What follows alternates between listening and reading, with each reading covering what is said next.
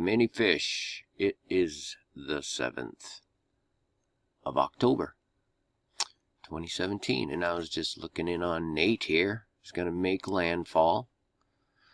That poor Gulf Coast, man, I'll tell you. But I was just starting to read this and it hit me. I was like, Nate. And here we go with the names of the hurricanes again. But this one turns out to be really, really interesting. Now, Nate is a derivative of Nathan. Okay? It's one of its nicknames, Nate, Nat. Related names, Nathan, Nathanael, Jonathan. And Nathan was also a son of King David. In fact, he was the son born of Bathsheba. Now, please understand that I'm pulling a lot of this stuff from Wikipedia. I get it. But I've also done pretty extensive study, but not to the point where I was back in Samuel and Kings to get the exact, but this is what happened. He was the son from Bathsheba. You know, don't forget, David had many, many wives.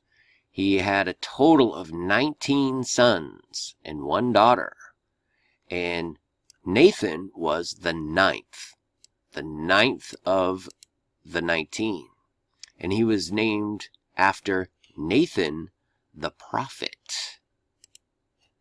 Nathan was one of King David's most trusted and revered prophets.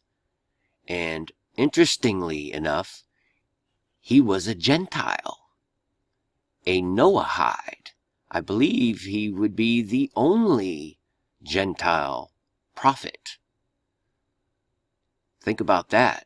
Nate coming right in the middle of Tabernacles, and he was a Gentile prophet, whom, by the way, if we look in, there's a lot of verses, so just bear with me. I believe in Chronicles, 1 Chronicles, that's where Nathan the prophet is mentioned as prophesying the coming of Christ. Samuel the seer, the book of Gad the seer. Again, this is something you need to go study, but it is written that the coming of Jesus, let's look it up, why not? 1 Chronicles 29. That's why this e-sword is so awesome. So it says, now the acts of David the king, first and last, behold, they are written in the book of Samuel the seer, and in the book of Nathan the prophet. Okay, and if we look up, I haven't actually seen the book of Nathan the prophet, but I found a writing on it that I'll link that describes how he was, in fact, one of the prophets that prophesied the coming of Christ. And he's mentioned in Chronicles 29:29, ironically, 9:11. You know, I'm just saying.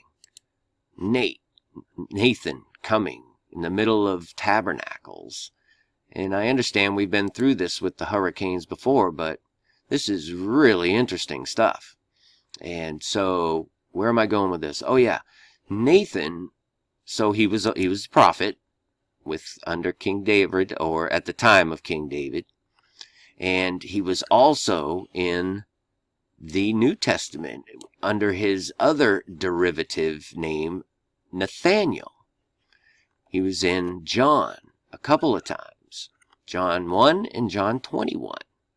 And Nathanael's one of the ones where basically Jesus is gathering his disciples, pretty much, you know. And he tells Philip to go find Nathanael. And he does, and he says, we have found him, of whom Moses in the law and the prophets did write. And the prophets, Nathan, did write, Jesus of Nazareth, the son of Joseph. And Nathanael said unto him, can there be any good thing come out of Nazareth?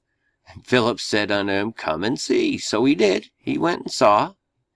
And when he was coming, Jesus said, behold, an Israelite indeed, in whom is no guile, no deceit, a good man. Now, Nathanael says unto him, Whence knowest thou me? When did you know me? And Jesus answered unto him, Before that Philip called thee, when thou wast under the fig tree, I saw thee. Under the fig tree. And just based on that one thing, Nathanael believes on him. Thou art the King of Israel, the Son of God. Okay? And Jesus actually says, that one thing, and you believe I'm the Son of God, I will show you things far greater than that. And so, I found that incredibly interesting, that Nathanael is literally fulfilling Nathan the prophet's prophecy. He's fulfilling it. Correct me if I'm wrong, but I believe that is the case. And I think that's just crazy awesome. Nathanael, by the way, the name means God is given. Nathanael. And Nathan, where is it? He will give, or he has given. So you can kind of put that into the whole mix too. And it's not over.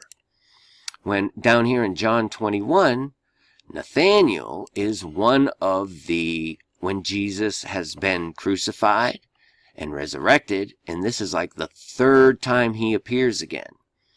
And after Jesus showed himself again to the disciples at the Sea of Tiberias, and on this wise showed he himself. And this is when they go fishing, but look who goes with them. Simon Peter, Thomas called Didymus, and Nathanael of Cana in Galilee, and the sons of Zebedee, and the two other of his disciples. They go fishing, they don't catch anything, and Jesus appears on the shore. And he tells them to cast the net over the right side, and they pull up a multitude of fishes. And then Peter realizes it's Jesus. He swims in, and they're excited. And Jesus is waiting on the shore. He's got a fire going, and it's just awesome. And he says, bring the fish up. So Peter drags the fish up, and there's 153 fish.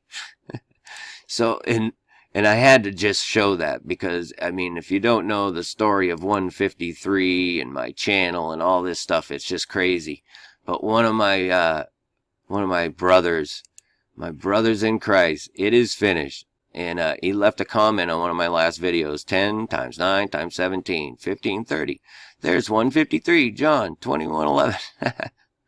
I just thought that was God's little confirmation to me that, you know, there's a good message to be had in this whole situation we find ourselves in. And, you know, we know our Savior's coming. We know it's in the bag. It's baked in the cake. So we just do our work while we're here with joy. Peace and grace. Many fish. Finally, my brethren, be strong in the Lord, and in the power of his might. Put on the whole armor of God, that ye may be able to stand against the wiles of the devil. For we wrestle not against flesh and blood, but against principalities, against powers, against the rulers of the darkness of this world, against spiritual wickedness in high places. Wherefore take unto you the whole armor of God,